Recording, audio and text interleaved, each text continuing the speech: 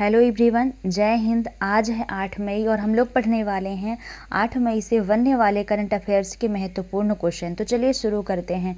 पहला क्वेश्चन है, हाल ही में दुनिया की पहली सीएनजी से चलने वाली मोटरसाइकिल लॉन्च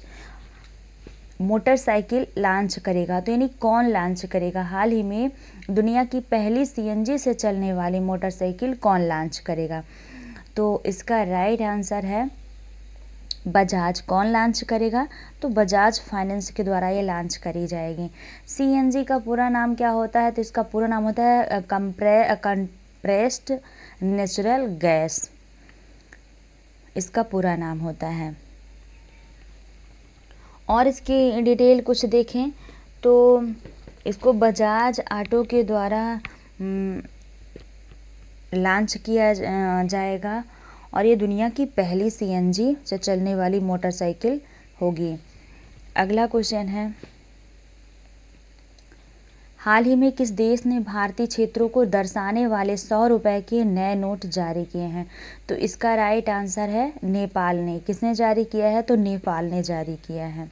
यदि हम इसकी कुछ डिटेल देखें तो जो नेपाल है ये वर्तमान में भारत व नेपाल के मध्य काला पानी, लिम्पियाथुरा, लिपुलेख, त्रिजंक्शन और सुस्ता क्षेत्र, जो कि पश्चिमी चंपारण जिला बिहार को लेकर मतलब सुस्ता क्षेत्र जो है पश्चिमी चंपारण जिला बिहार में लगता है, तो इनको लेकर के सीमा विवाद है।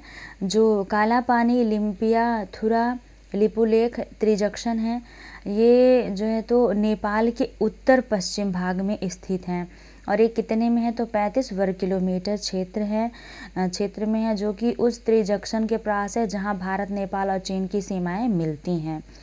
काला पानी एक घाटी है जो उत्तराखंड के पिथौरागढ़ जिले के एक हिस्से के रूप में भारत द्वारा प्रशासित है और यह कैलाश मानसरोवर मार्ग पर स्थित है।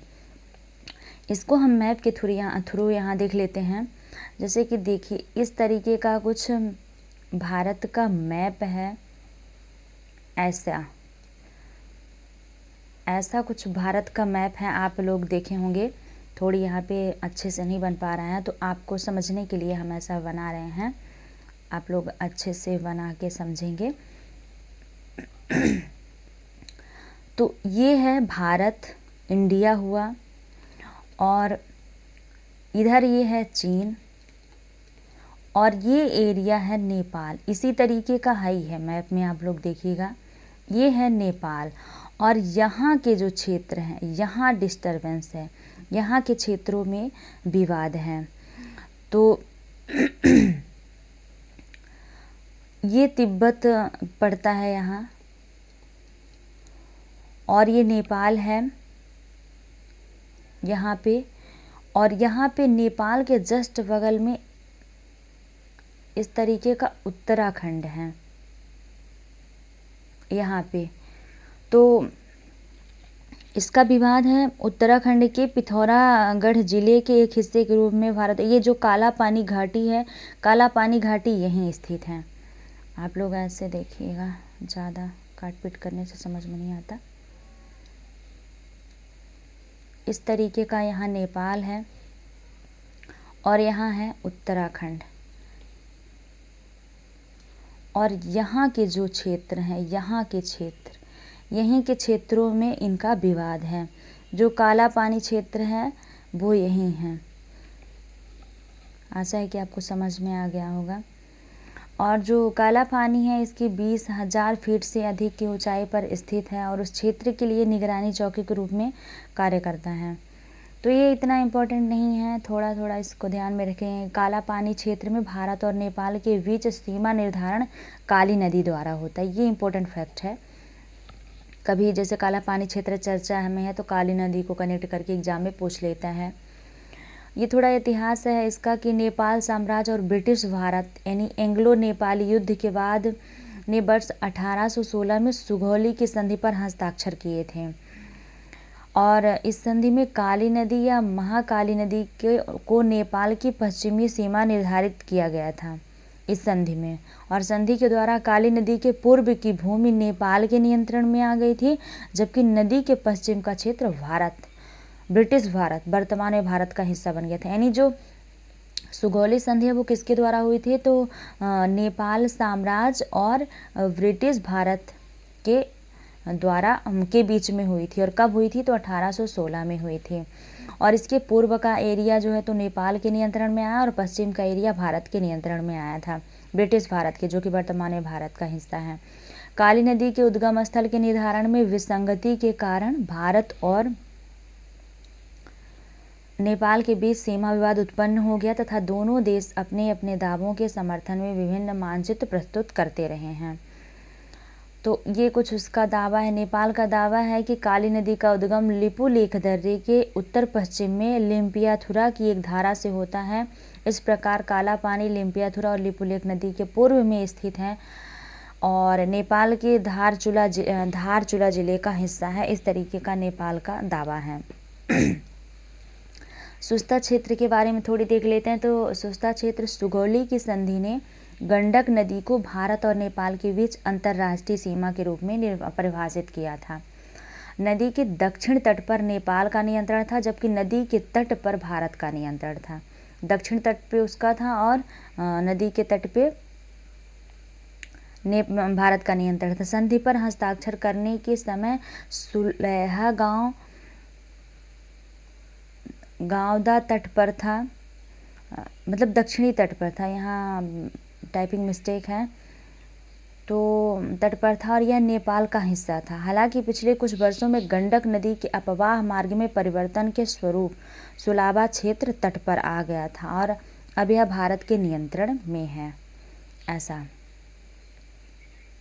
अगला क्वेश्चन देख लेते हैं। हिदाया नामक समुद्री तूफान कहाँ से शुरू हुआ है, तो इसका राइट आंसर है हिंद महासागर से शुरू हुआ है। डिटेल देख लेते हैं। तो हिदाया नामक एक भीषण समुद्री तूफान हिंद महासागर से शुरू होकर तंजानिया के दार एस सलाम के समुद्री तट से टकराया है। समुद्री मील हिदाया अरबी में मार्गदर्शक तंजानिया के तागा, मोरोगोरो, अंगुजा और पेबा जैसे क्षेत्रों में भारी वर्षा और तेज हवाओं का कारण बन सकता है। यह समुद्री तट हिंद महासागर में उत्पन्न हुआ था और इसका नाम हिंद महासागर में फ्रांस के समुद्र पार भूभाग फ्रेंच गुआना के लोगों द्वारा रखा गया था। हालांकि केन्या को सामान्य रूप से माइनियरों से सुरक्षित माना जाता है, लेकिन अब यह माइनियल हिदाया से प्रभावित है और इसके आरंभ की तैयारी की जा रही है। ये कुछ इम्पोर्टेंट है, आप लोग इतना इम्पोर्टेंट है कि हिदाया जो समुद्री तूफान है हिंद महासागर से शुरू हुआ है, तंजानिया के दार इस्लामक जगह में पहुंचा है, ये इतना याद रखिएगा। अगला है 4 मई को किस महापुरुष की पुण्यतिथि मनाई गई है। सॉरी, यहाँ टाइपिंग मिस्टेक है, ऑप्शन मिस्टेक हो गया है। डिटेल से कवर कर लेते हैं, इसको क्रॉस कर देते हैं। यहाँ डिटेल से देख लेते हैं। 4 मई 2024 को मनाई जाने वाली वल्लभाचार्य जयंती प्रसिद्ध हिंदू विद्वान और भगवान कृष्ण के भक्त श्री वल्लभाचार्य 1479 से 1531 ई को समर्पित है। वल्लभ को वेदों और उपनिषदों का अच्छा ज्ञान था। उन्हें वल्लभ और महाप्रभु वल्लभाचार्य की उपाधि दी गई थी। वल्लभाचार्य ने शुद्ध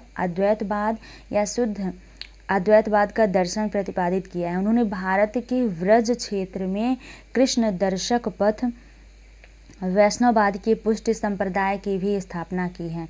वल्लभ का जन्म 1479 ई में एक गैर कानूनी ब्राह्मण परिवार में हुआ था। लेखन में उनकी काफ़ी रचनाएं थीं और उन्होंने अपने स्नातक में कई वैज्ञानिक कृतियों की रचना की है, जिनमें सेल स्वतंत्र पाठ के रूप में खोड़स पाठ शामिल है। इस तरीके का डिटेल है, आप देख लीजिएगा। अगला भारतीय अमेरिकी अंतरिक्ष यात्री सुनीता विलियम्स तीसरी बार किसके सहयोग से अंतरिक्ष के लिए उड़ान भरेंगी, तो इसमें भी ऑप्शन मिसिंग है, इसको क्रॉस करिएगा आप लोग।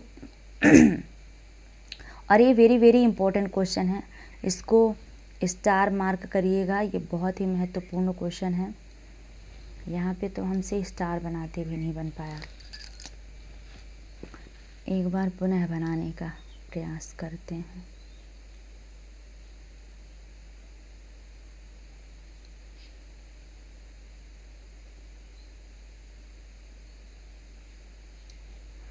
तो इसको आप स्टार मार्क करिएगा।